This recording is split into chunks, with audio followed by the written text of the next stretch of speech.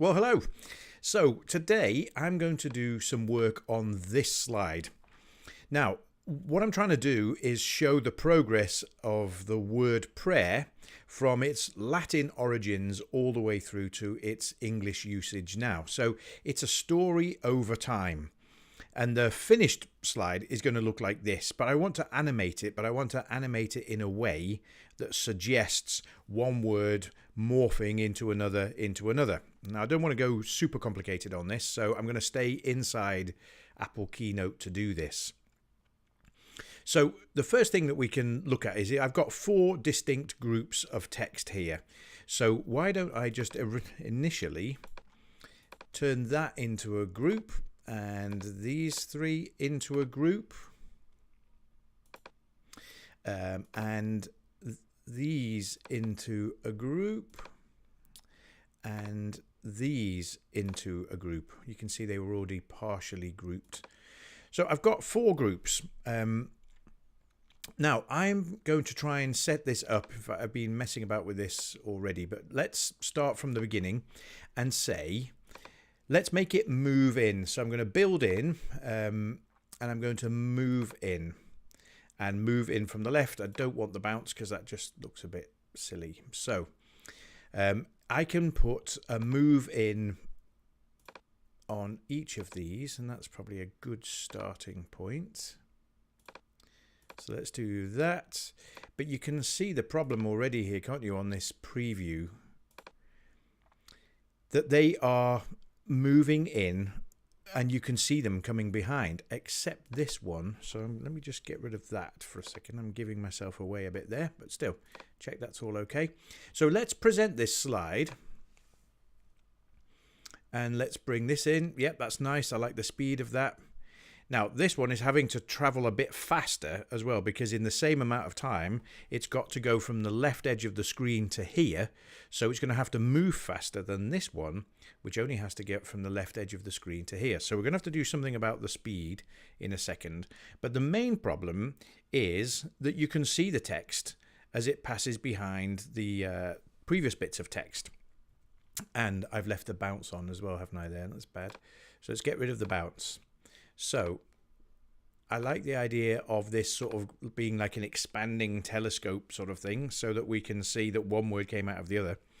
But we need to do something about not seeing the text until it's clear of the previous bit of text. So on this one, I can do something quite simple. So let me find a shape.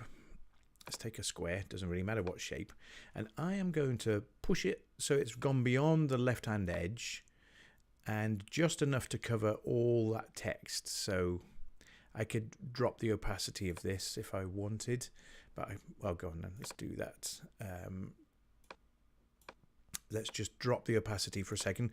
I want it to be just a little bit clear of the bracket there, so that's probably about right.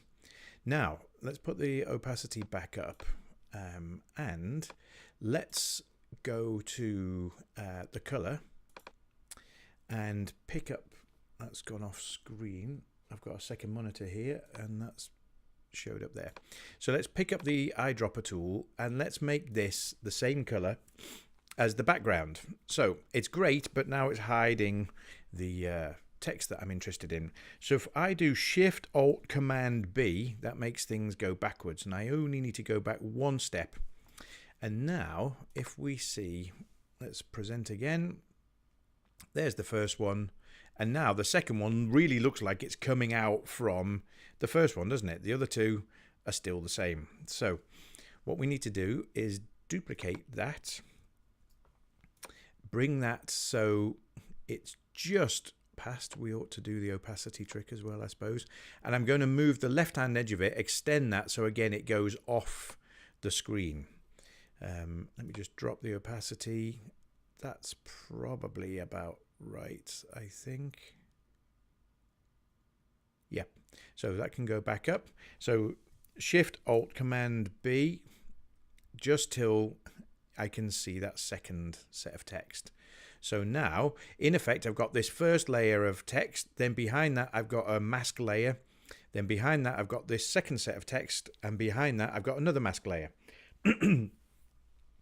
So we'll repeat again and push it off the screen to the left, and let's drag this over to just past the edge of the text. I can see that by, I think I'm happy with that. Maybe back a bit. Okay. And again, Shift Alt Command B till it's gone behind the text. Now, here's the problem though. You see this? That's not going to work, is it? So we need to do something about this. So what can we do there? So I think what I'm going to have to do is actually bring this back until it's just there. You see that? So it's right on the edge of that circle.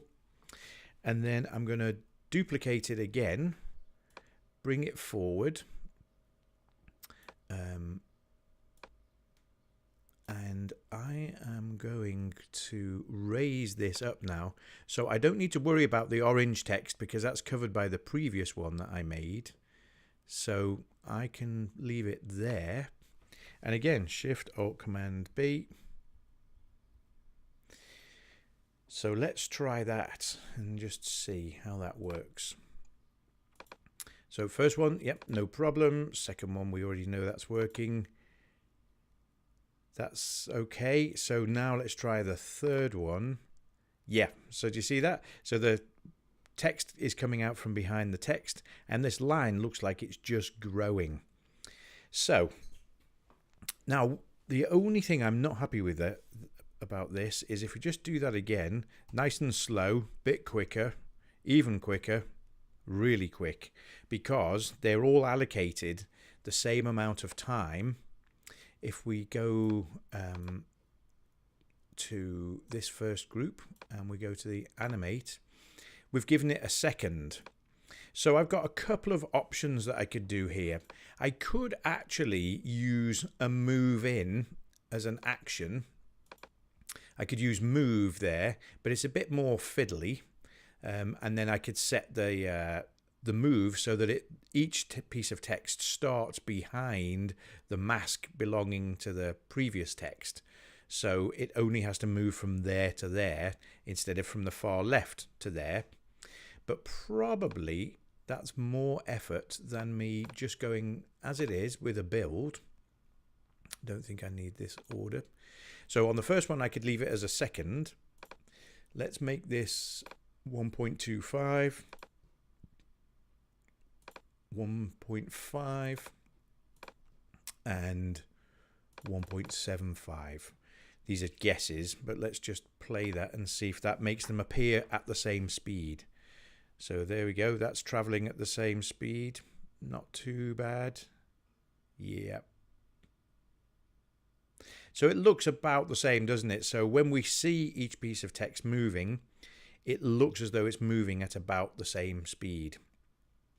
Now, the advantage of using a move is we could get the whole thing done just a tiny bit quicker, because I'm now having to wait 1 3/4 seconds for that last piece of text. But because I'm going to use this slide talking over the top of it, I don't think it actually matters that it's taking 1 3/4 seconds for my last point to appear. So I hope that makes sense. It's just a simple little thing to do, but I just like the idea of things coming out and it looks like magic. It's coming out from nowhere. Just really simple, using coloured blocks the same colour as the background layer. So hope you found that helpful. See you on the next one.